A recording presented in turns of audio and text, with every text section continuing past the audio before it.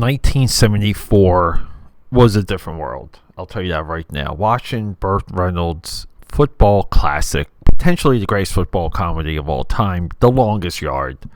The film buff, that's me. I love this movie. This movie's fantastic, but holy crap, this movie cannot exist in today's time, which is why it, number one, needs to be preserved and discussed. And that's what we're going to do here. So welcome back, AKAPAD, the Film Buff Podcast. We're going to get right into it. We're still on a deep dive, a deep thread of pro football movies or American football movies. So let's go. Let's hang out. Let's get busy. Camera speed. Sound production. Take one. Action. So let's get into it. Football fans, Burt Reynolds fans, comedy fans, film historians. 1974. It really was a different time for American cinema.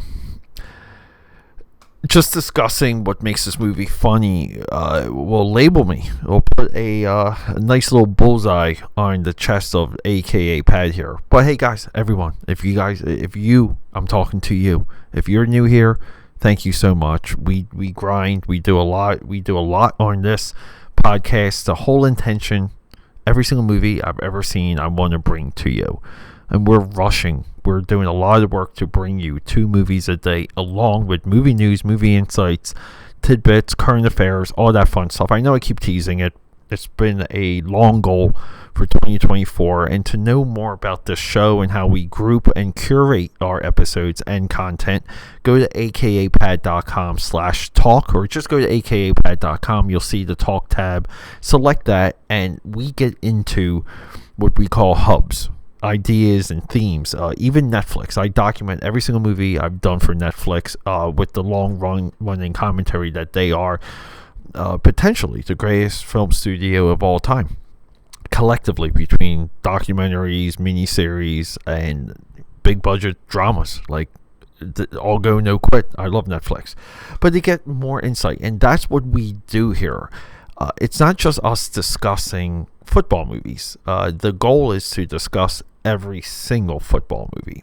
If we're going into, for example, cyborg science fiction, the goal would be to get into every single cyborg science fiction movie, big or small. We don't discriminate, but we kind of have to say there is a leaning towards things that could, or subjects that could get traction. That's the programming, that's the producing. So no one said, let's do The Longest Yard. You watch 15 minutes of this movie. But it's our second Burt Reynolds movie. And then who was Burt Reynolds? Burt Reynolds literally was the biggest name one could ever imagine to hit Hollywood. Everything he touched was gold. If you need to know how much of the Midas touch Burt Reynolds had, this movie cost $2.9 million, and it looks like it, even with inflation, looks like a $2.9 million movie. And the box office is $43 million.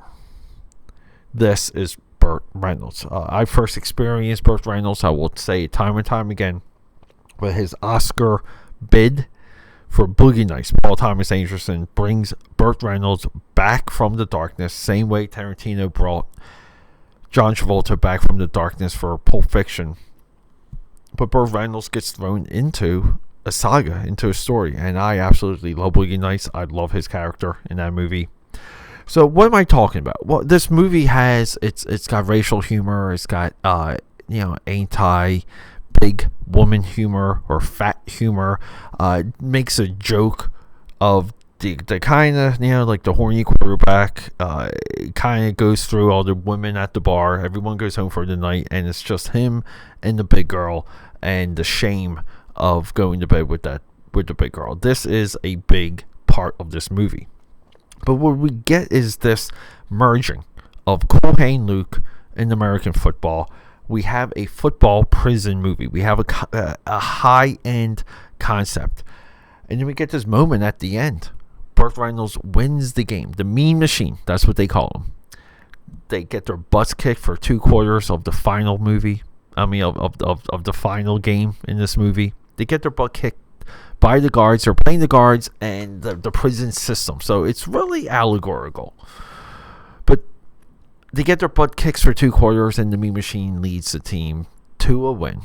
And that's what we want in a football movie. But we get this moment where the warden is so infuriated, he just rather have Mean Machine, Burt Reynolds, get shot dead. And they can say anything they want. And they think he's escaping, but he's just walking to the end zone to pick up the game ball. And it really is a touching moment. It's a moment of patience and discovery for both sides. And it's so well directed, so well played out. So who's right? Like, who puts that together? Well, that's Robert Aldrich. Robert Aldrich is our director.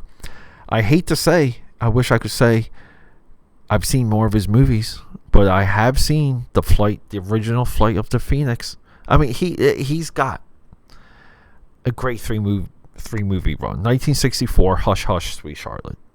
1967 or 1965, The Flight of the Phoenix, and 1967, The Dirty Dozen.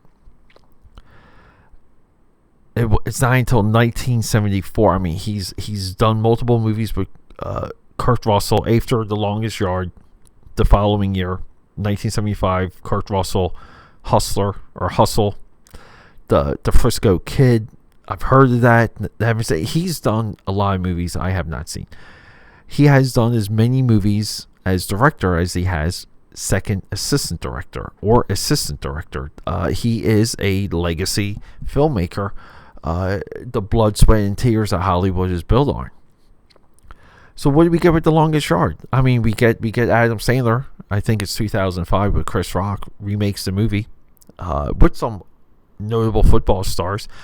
But yeah, this movie is great. It lived up to the hype. I had not have seen it. I think I've seen clips, and I hate that we live in a world of clips, but I've seen clips of the ending for this. And I didn't.